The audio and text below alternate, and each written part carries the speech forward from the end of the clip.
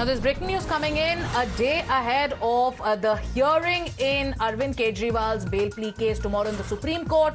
The ED has filed an affidavit that we have accessed, and the ED is opposing interim bail to Arvind Kejriwal. The ED has gone on to say in this affidavit that right to campaign for an election is neither a fundamental right nor a constitutional right, not even a legal right. And in ED's knowledge, there is no political leader who's been granted interim bail for campaigning, even though he is not contesting as a candidate. We have Harish and Siddharth joining us. I'd like to go across to Harish first, who's accessed the affidavit.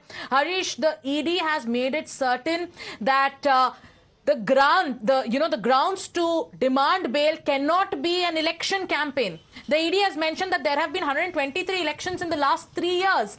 And if bail is granted on these grounds, then any politician facing charges of corruption will not be kept in judicial custody, will not, they won't get an opportunity to investigate them properly. More details of the affidavit, Harish.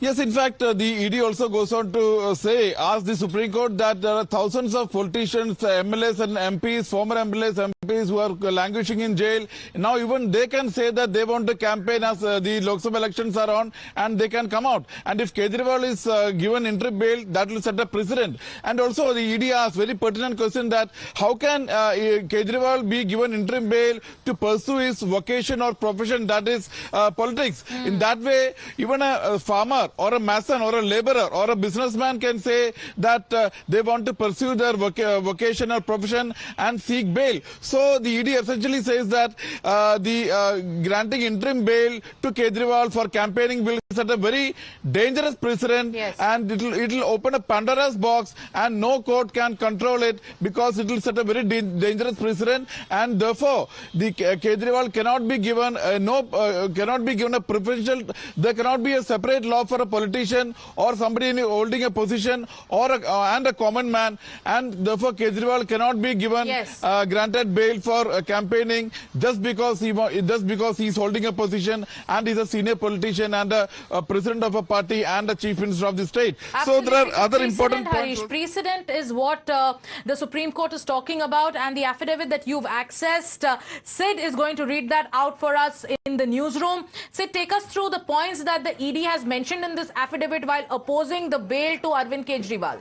The central point here is precedent, Sagarika. I'll just take you through the operative portions here of the affidavit. In light of the above, any special concession in favor of the arrestee, which is Mr. Kejriwal, enlarging him on interim bail for campaigning in general election, would, in the humble submission of the respondent, which is the ED, amount to anathema to the rule of law and equality and create a precedent which would permit all unscrupulous politicians to commit crimes, avoid investigation under the garb of one election or the other, be it municipal election or panchayat election or assembly election or general election, and thereafter, upon being arrested, seek interim bail to campaign for one election or the other, thereby creating two separate classes in the country, whereas ordinary people who are bound by the rule of law, as well as the laws of the country, and politicians who can seek exemption from the laws under the hope of securing interim bail to campaign for the elections. Such an approach would incentivize every criminal to become a politician and being in campaign mode throughout the year while committing rampant offences and violations of laws of the country. That's the central point being presented by the ED, that this would set a worrying precedent and incentivize criminals to become politicians. Yeah, so a strong point there made by the Enforcement Directorate. I'd like to thank Harish for getting us those details first here on Times Now. And thank you, Sid, for joining us with the affidavit and reading out the operative parts from it. Taking a short break here on Times Now, but we'll be back with more news and updates. Stay with us. If you like this video, then like, share and subscribe to ET Now.